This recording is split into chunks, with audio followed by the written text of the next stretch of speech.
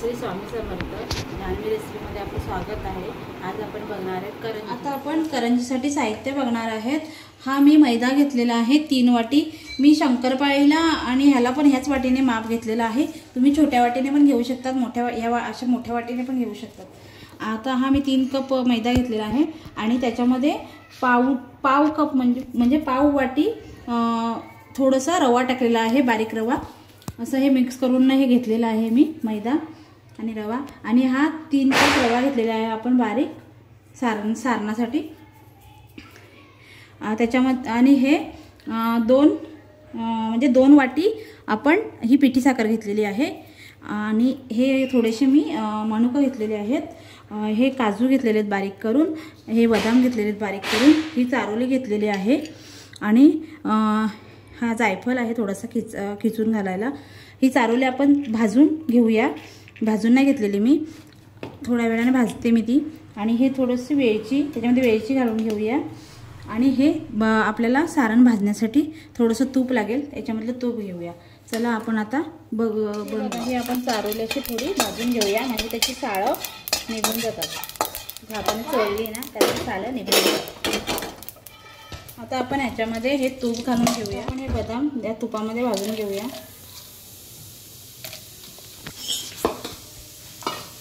त्याच्यामध्ये थोडेसे बदाम हे काजू घालूया आणि हे मनुके पण त्याच्यामध्ये घालून घेऊया।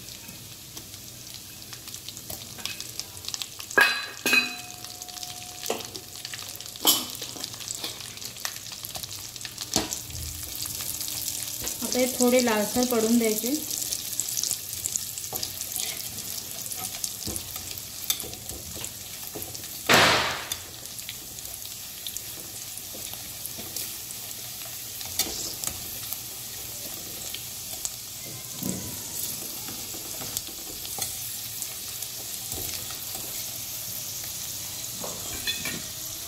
आता आपण हे काढून घेऊया।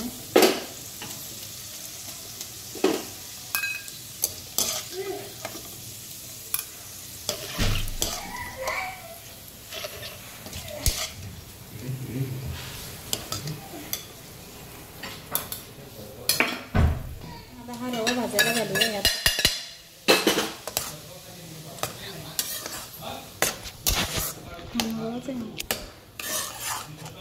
आपल्याला रवा असा खरपूस लाल होईपर्यंत भाजून घ्यायचा आहे व्यवस्थित।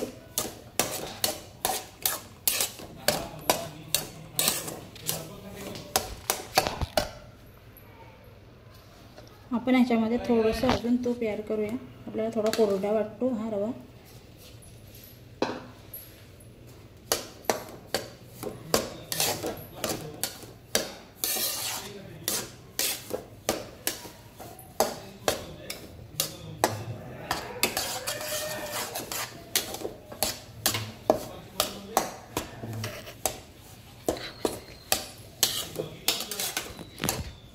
आता आपण हा रवा खरपूस भाजून घेऊया, असंच हलवत राहायचा, नाहीतर तो खाली। बघा आपला रवा असा खरपूस भाजून झालेला आहे।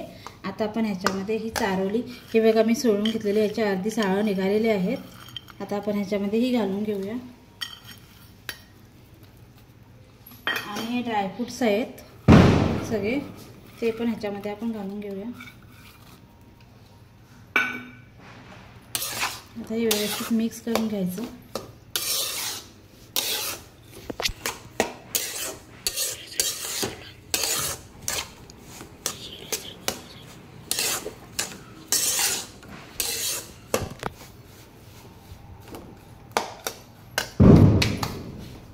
आता आपण हे खाली उतरून घेऊया। ह्याच्यामध्ये आपण सगळे आता ड्रायफ्रूट्स मिक्स केलेले आहेत।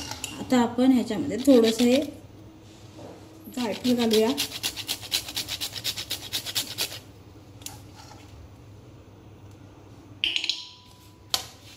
आणि थोडीशी वेलची पूड घालूया। आता हे थोडं आपलं हे सारण थोडंसं थंड झाल्यावर आपण साखर मिक्स करूया, नाहीतर मग साखरेचे गरम असताना घातलं ना की साखरेचे गठ्ठे होतात, म्हणून थोडी साखर हे थोडं थंड करून घेऊ आणि मग घालूया। आता आपण ह्याच्यामध्ये ही 2 वाट्या साखर घेतलेली आहे ना, ते आता मिक्स करूया। आपण आधी थोडीशीच घालून घेऊया, जसं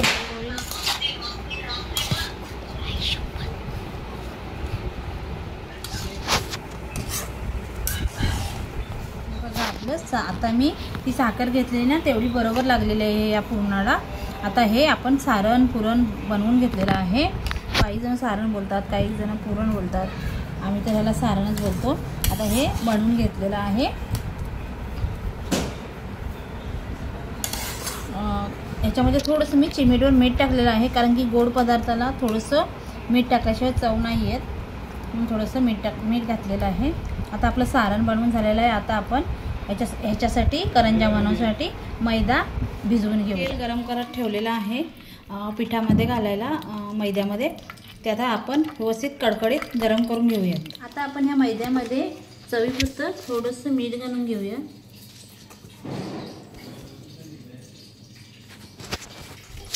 आता आपण तेलाचं मोहन कडकडीत करून घेतलेलं आहे, ते आपण आता याच्यामध्ये असं घालून घेऊया. ह्याच्याने आपली करंजी एकदम खुसखुशीत होते ना, आपल्याला ते लेअर हे करायला लागत नाही काय. हे आता गरम गरम आहे ना, तिथपर्यंतच हे असं मिक्स करून घ्यायचं.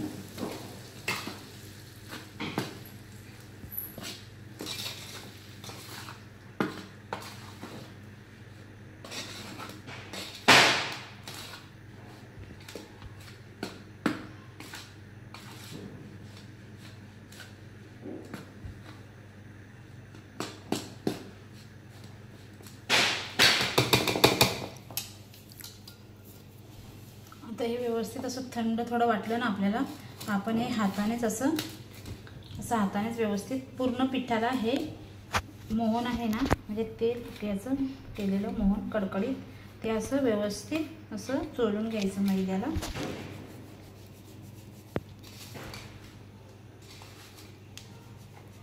पूर्ण मैद्याला ते असं लागलं पाहिजे.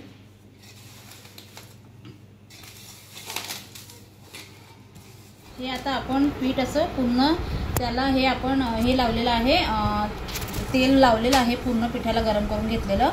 आता आपण हे पीठ व्यवस्थित असं घट्टसर मळून घेऊया. हे बघा, हे एवढं आपल्याला नरम करून असं घ्यायचं आहे. आणि आता हे व्यवस्थित असं मळून घ्यायचं आहे त्याला.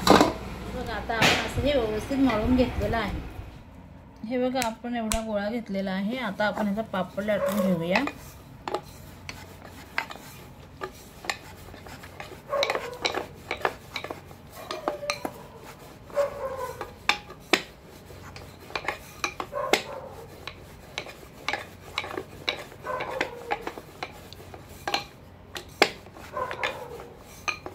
आपल्याला असे पापड लाटून घेतलेले आहेत आपण.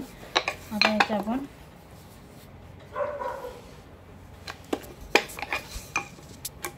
हे बघा, आता आपण पापड या भांड्यामध्ये घालून घेतलेला आहे करंजीच्या.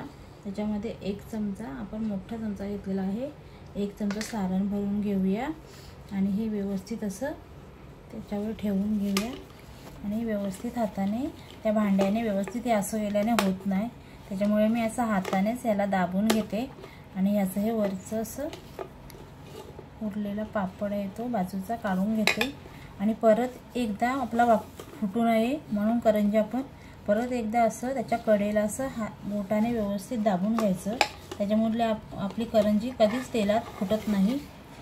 आता आपण ही बघा, करंजी व्यवस्थित आपली झालेली आहे. आता आपण तुम्हाला मी अजून ह्याची पण लाटून दाखवते.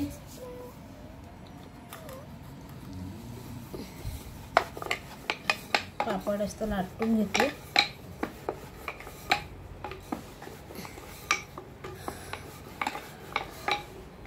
काही जण भांड्यात न करता असे काचणीने पण करतात. हे असं थोडंसं पापड लाटून घ्यायचा आणि हा पापड असा घेऊन हे पुरण व्यवस्थित हाताने हे करून व्यवस्थित असं दाबून आपण शंकरपाळ्याला काचणी घेतो ना, त्या काचणीने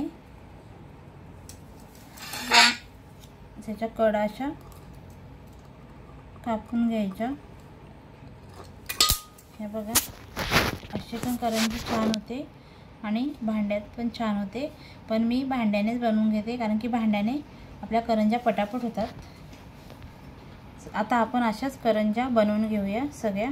हे बघा आपलं तेल आता झालेलं आहे। आपण तेल तापत ठेवलेलं होतं। आता आपण ह्याच्यामध्ये ह्या करंज्या सोडून घेऊयात। जास्त पण एकदम गरम नाही करायचं, कारण मी लोखंडाचे कढई घेतलेले आहे ना, त्याच्यामध्ये लगेच तेल गरम होते आणि पटकन पेटते, म्हणून मी मीडियम गॅसवरच तेल तापवून घेतलेलं आहे।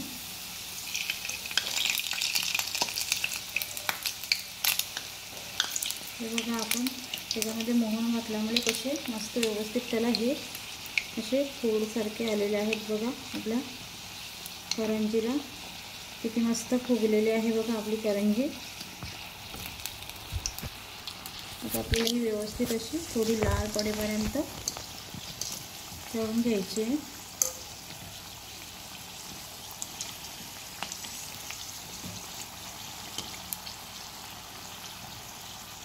मी तुमच्यापर्यंत रेसिपी जायला पाहिजे म्हणून 1 वाजेपर्यंत करंज्या बनवते। तुम्ही प्लीज आम्हाला सबस्क्राईब करा,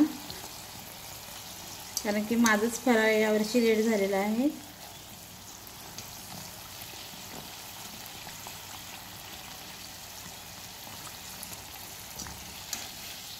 हे बघा आपल्या करंज्या झालेल्या आहेत। आता आपण ह्या काढून घेऊयात। आता आपण अशा सगळ्या तळून घेऊया करंज्या। आपल्या करंज्या मस्त झालेल्या आहेत, खुसखुशीत, मस्त खारीप्रमाणे होतात। माझ्यासारख्या तुम्ही पण बनवून बघा। थांबा तुम्हाला मी एक फोडून दाखवते। हे बघा एकदम खुसखुशीत होतात। हे बघा अजून थोड्या गरम आहेत त्या। हे बघा मस्त होतात। तुम्ही अशाच करून बघा आणि मला कमेंटमध्ये सांगा कशा झाल्या आहेत त्या। आणि मला सबस्क्राईब करा, लाईक करा, शेअर करा आणि कमेंट करा। चला आता 1:30 वाजला आहे, आम्ही पण झोपतो, तुम्ही पण झोपा। बाय।